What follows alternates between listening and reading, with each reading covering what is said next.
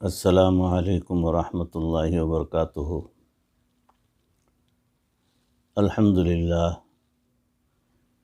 للہ وکفیٰ وسلام علی عبادہ الذین اصطفیٰ والتقى والعفاف والغنى، اما بعد فقد قال اللہ تبارک وتعالی فی القرآن المجید والفرقان الحمید، فأعوذ باللہ من الشیطان الرجیم، بسم اللہ الرحمن الرحیم۔ کانوا قلیلا من اللیل ما یہجعون وبالاسحار هم یستغفرون، صدق اللہ مولانا العظیم۔ اللہم صل علی سیدنا و مولانا محمد وبارک وسلم کما تحب وترضى عدد ما تحب وترضى۔ اللہم صل علی سیدنا و مولانا محمد وبارک وسلم کما تحب وترضى عدد ما تحب وترضى۔ اللہم صل علی سیدنا و مولانا محمد وبارک وسلم کما تحب وترضى عدد ما تحب وترضى۔ محترم و مکرم حاضرین، ناظرین، سامعین، بھائیوں، بزرگوں اور دوستوں، معزز خواتین، ہماری ماں بہنوں، تصوف کے عنوان پر موضوع چل رہا ہے اخلاص کے برکات۔ اس کی یہ کڑی آپ حضرات کے روبرو پیش کر رہا ہوں، سماعت فرمائیں کہ اخلاص بندوں کے لیے کتنا ضروری ہے، اخلاص پیدا کرنے کے لیے کتنی محنت کرنے کی ضرورت ہے، یہ ان جو ہے نکات سے آپ کے روبرو جو پیش کی جا رہی ہیں آپ کو اندازہ ہو سکتا ہے۔ حضرت اقدس اشرف علی تھانوی رحمۃ اللہ علیہ کی خانقاہ میں تربیت میں بڑی سختی ہوتی تھی، حتیٰ کہ اگر کوئی ایک دوسرے سے بات بھی کرتا تو اس کو بھی خانقاہ سے نکال دیا جاتا تھا۔ گویا وہاں پر نظم و نسق میں خوب سختی تھی۔ علماء نے لکھا ہے کہ جب شیخ کی طبیعت کے اندر سختی ہو تو اس میں مریدین کی بہت ہی زیادہ عظمت ہوتی ہے۔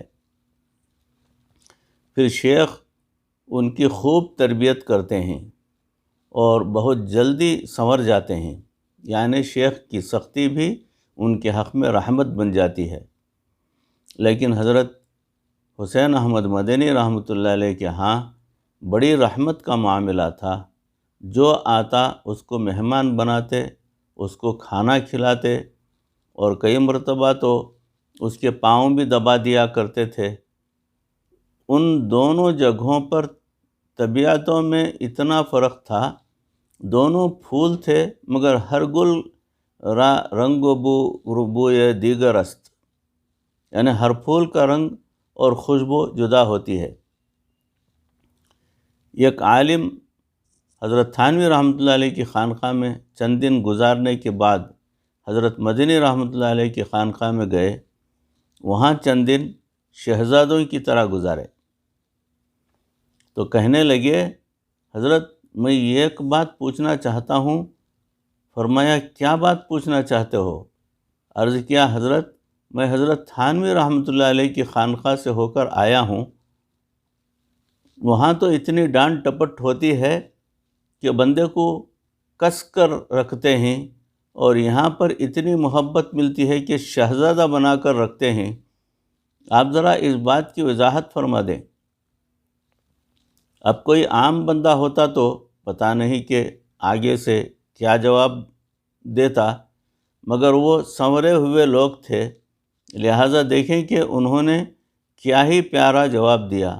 حضرت مدنی رحمۃ اللہ علیہ نے فرمایا، دیکھو کہ وہاں پر بڑے طبیب ہیں، جراح ہیں اور سرجن ہیں، اور سرجن ہمیشہ جسم کو چیر لگاتا ہے اور پھوڑے کے اندر جو گندا مواد ہوتا ہے وہ نکالتا ہے، جس کی وجہ سے بندے کو تکلیف ہوتی ہے، اس لیے تمہیں وہاں سختی محسوس ہوئی۔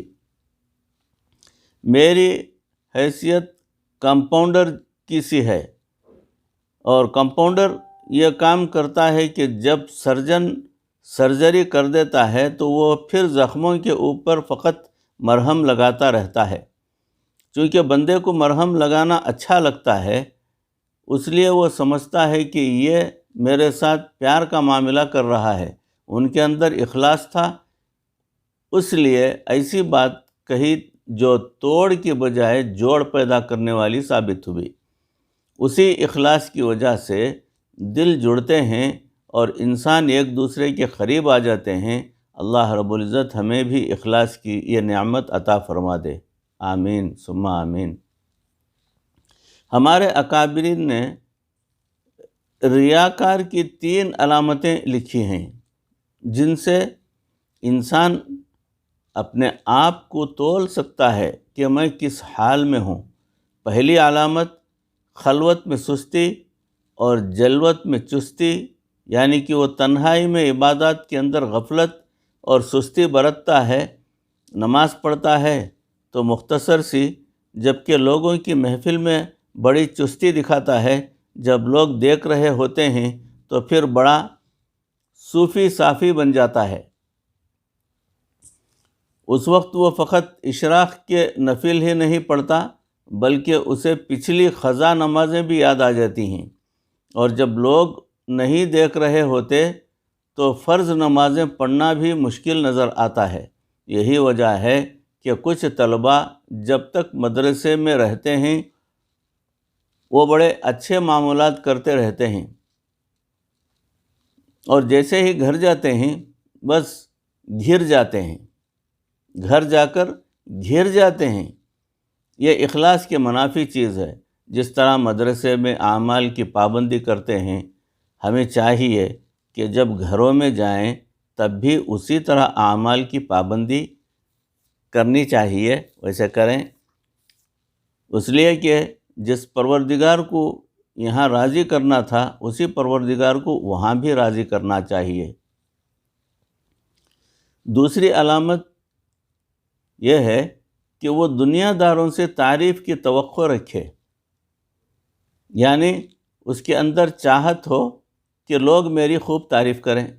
دیکھیں کہ تعریف ریاکار کی بھی ہوتی ہے اور مخلص بندے کی بھی ہوتی ہے، مگر دونوں میں فرق ہوتا ہے۔ ریاکار دل میں پسند کر رہا ہوتا ہے کہ میری تعریف ہو، اور جب مخلص بندے کی تعریف کی جائے تو اس وقت اس کا دل رو رہا ہوتا ہے۔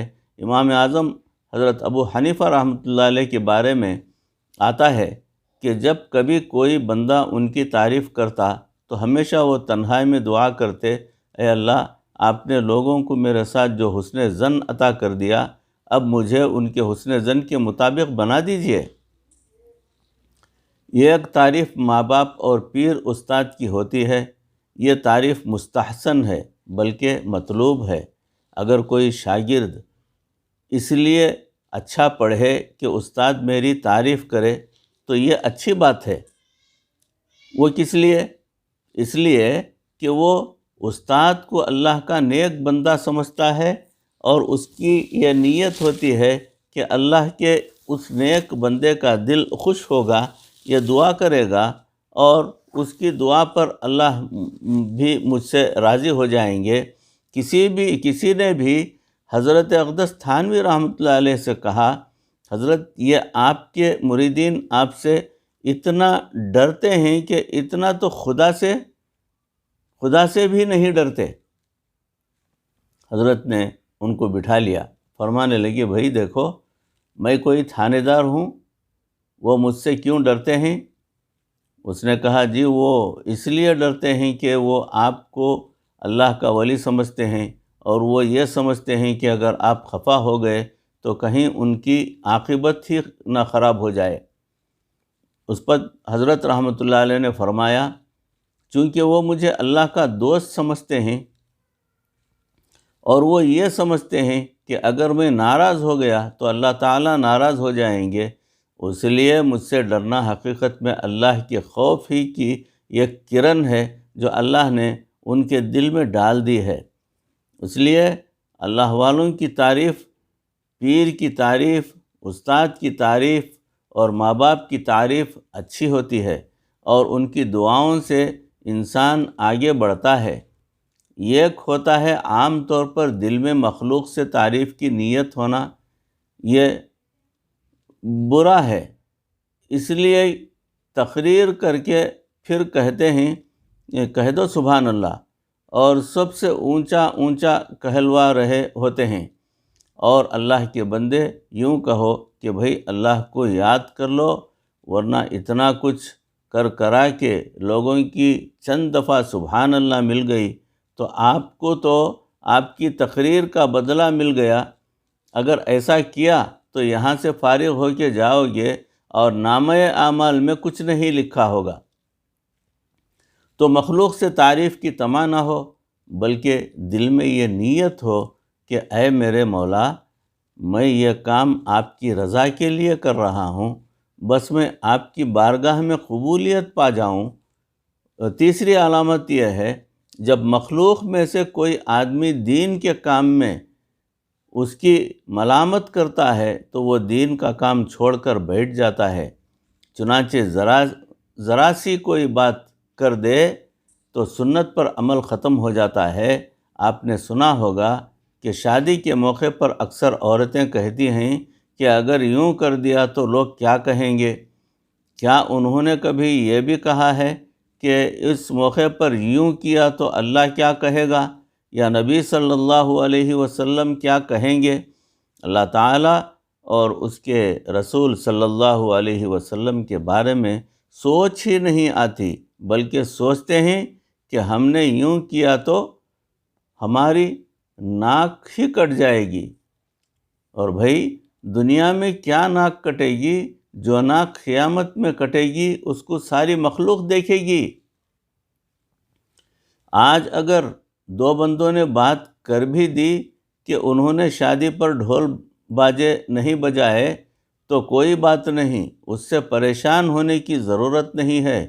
ارے لوگ کہتے ہیں تو کہتے رہیں، ہم نے تو یہ دیکھنا ہے کہ ہمارے پروردگار کیا کہتے ہیں۔ جن کی رضا کے لیے ہم یہ کام کر رہے ہیں، اللہ تعالی ہمیں ریاکار کی ان تینوں علامتوں سے محفوظ فرمائے اور ہمیں پوری زندگی میں اخلاص کے ساتھ اعمال کرنے کی توفیق عطا فرمائے۔ آمین ثم آمین۔ اللہ کے مخلص بندوں کی تعریفیں کیسی ہوتی ہیں، اس کے تعلق سے کچھ سماعت فرمائیں۔ یہ ایک بات اور بھی ذہن میں رکھ لینا کہ ریاکار بندہ چاہتا ہے کہ میری تعریفیں ہوں، لیکن یہ عاجز اللہ کی قسم کھا کر کہتا ہے کہ ریاکار چاہتا ہے کہ میری تعریفیں زیادہ ہوں، لیکن اللہ تعالیٰ اس کی اتنی تعریفیں نہیں کرواتے جتنی اس مخلص بندے کی کرواتے ہیں، جس کا دل مخلوق کی طرف سے تعریف ہونے پر رو رہا ہوتا ہے۔ مزہ تو پھر اس لائن کا ہوا کہ اللہ کے ہاں اجر بھی ملا اور اللہ تعالیٰ نے مخلوق کی زبان سے تعریفیں بھی کروا لیں۔ ایک اصول یاد رکھیے کہ جتنا اخلاص زیادہ ہوگا اتنا اجر زیادہ ہوگا۔ عمل چاہے کتنا چھوٹا کیوں نہ ہو، اخلاص کی وجہ سے چھوٹا عمل بھی اللہ رب العزت کی نظر میں موٹا بن جایا کرتا ہے۔ آپ نے ہیرا دیکھا ہوگا کہ چھوٹا سا ہوتا ہے اور اس چھوٹے سے ہیرے کی قیمت لاکھوں روپے میں ہوتی ہے، دیکھنے میں چھوٹا اور قیمت میں موٹا۔ اسی طرح اخلاص بندے کے عمل کو ہیرے کی طرح قیمتی بنا دیا کرتا ہے۔ حضرت امام ابو داؤد رحمۃ اللہ علیہ ایک بڑے محدث گزرے ہیں۔ ایک مرتبہ وہ ایک کشتی کا سفر کر رہے تھے، ان کے سامنے سے ایک اور کشتی آ رہی تھی۔ ان کو سفر کے دوران اس وقت چھینک آئی جب سامنے سے آنے والی کشتی بالکل قریب تھی۔ جس بندے کو چھینک آئے اسے چاہیے کہ وہ الحمدللہ کہے، اور الحمدللہ کے الفاظ سننے والے کو چاہیے کہ وہ اس کو جواب میں یرحمک اللہ کہے۔ اس کے بعد چھینک والا آدمی اس کے جواب میں یہدیکم اللہ کہے، چنانچہ انہوں نے چھینک آنے پر الحمدللہ کہا۔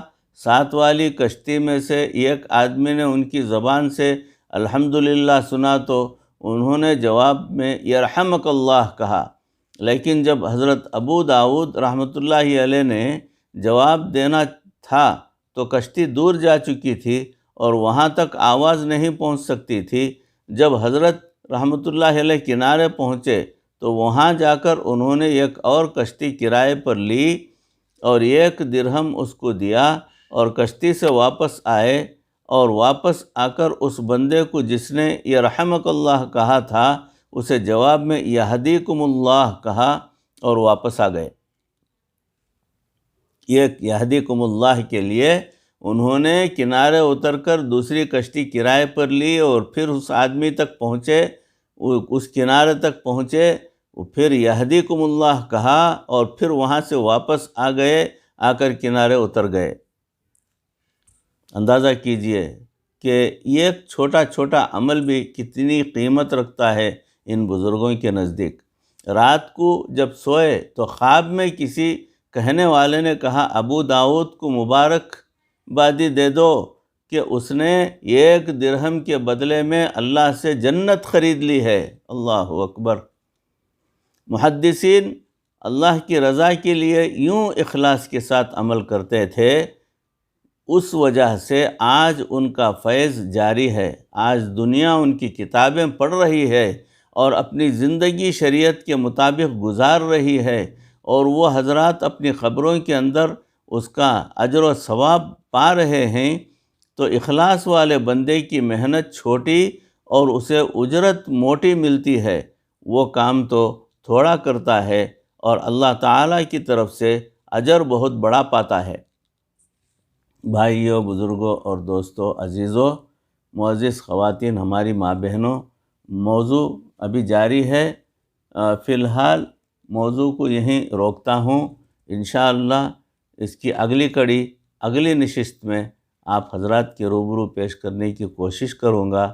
کہی سنی باتوں کو، اس عاجز کو بھی، آپ تمام کو بھی عمل کرنے کی پروردگار توفیق عطا فرمائے، ہمارے اندر اخلاص پیدا فرما دے اور ہمارے دلوں کو اپنی طرف پھیر لے۔ پاک پروردگار ہمیں مرتدم تک کسی کا محتاج نہ بنائے، ایمان پر ہمارا خاتمہ فرمائے۔ وآخر دعوانا ان الحمد للہ رب العالمین۔ السلام علیکم ورحمۃ اللہ وبرکاتہ۔